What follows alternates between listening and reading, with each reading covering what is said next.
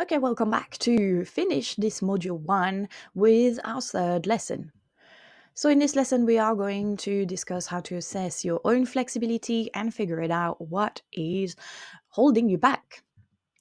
So now we have learned the functional anatomy and biomechanics in lesson 1 of your splits, and in lesson 2 how flexibility works, so a bit more into the science behind how your nervous system can affect your range. Now we are going to figure out what is holding you back. So in this lesson, will be all about you and how you can actually look at your own limitation. If your hamstring and hip flexors are compensating, whether you're dealing with some weakness or tightness, if your pelvis alignment affects your flexibility, and if your nervous system is restricting your depth. So at the end of this lesson, obviously, we will have finally a clear picture of how to break through your flexibility roadblocks by just first figuring them out. And this will help you get result faster. So let's have a look at step 1, identifying your flexibility limitations. There's two reasons. One is your tightness, so your restricted tissue mobility. So your symptoms will be feeling sharp, intense resistance, stiffness, especially when you are cold. That's normal. That's the viscosity of your muscle. Your range of motion is limited even when you're relaxed. So obviously that could be caused by facial tightness, shortness of muscle because you haven't been practicing mobility a lot, or overuse or compensation pattern from other activities such as sitting too much or imbalance training, which we discussed in the previous lesson. So here the solution would be to implement an SMR program to release the restricted fascia and focusing on progressive stretching routine. Second is the weakness, so lack of strength in the hold position. So you can passively go into a really good kind of split, but you can't really hold it actively. Your muscles are shaking or you feel unstable and you experience compression or discomfort in the lower back. So the causes usually are weak glutes and core because of the pelvis misaligning, the lack of active engagement in your flexibility drill, and you rely too much on passive stretching. So here we're going to have a look at adding a strength-based flexibility drills, but also you can do the strength training, especially in the program that I will have in this course, and training your glutes and your core to improve your stabilization. Now, how do we self-assess here? Let's have a look. First, again, your hamstring flexibility test, how to perform it. We sit on the floor and again, we do a forward fold. You can do with both legs or one leg. So it's important to also do left and right to have a look. So if you feel resistance, then you stop and you stop where your hands reach. So again, it's quite good to have a look at a video and keep it in place. If you can't reach past your mid shin is tightness in the hamstring. If you can reach your foot but feel shaky, then that's your strength that you need at the end range. Yeah, so remember what I just explained previously. So using PNF stretching, which we'll be covering in the next module, is the solution. For your hip flexor, now you're going to go into a low lunge again, 90-degree, engaging the glutes, tucking the pelvis.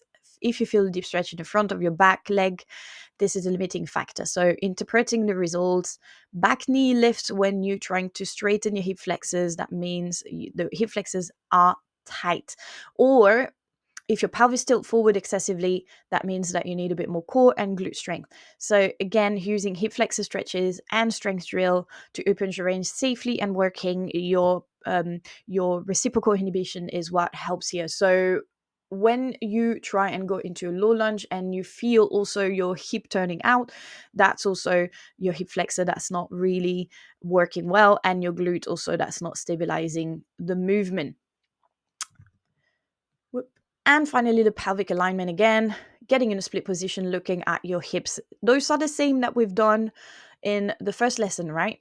But here, trying to also understand about how you feel. Yeah, so if your back leg is bent or lifted, the hip flexors are restricting the range. If the lower back arches excessively, it's the glutes again and the core that are not engaging.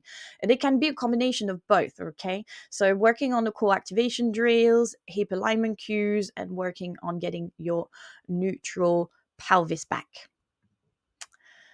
And the last test is your passive versus active. So here we're going to actually use a straddle stretch. So sitting into a straddle, leaning into the stretch, lifting, do some leg lifts, without the hands. Yeah, so have a look at if you can lean forward deeply but can't lift your leg, you need more strength.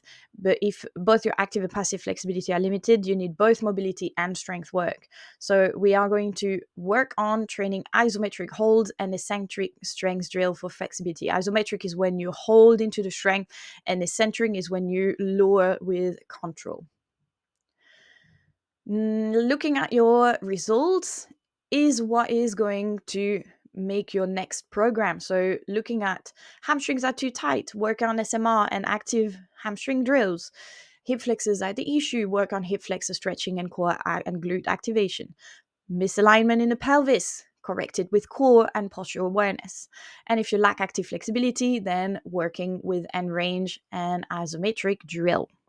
Then the next module, we are going to have a look at this.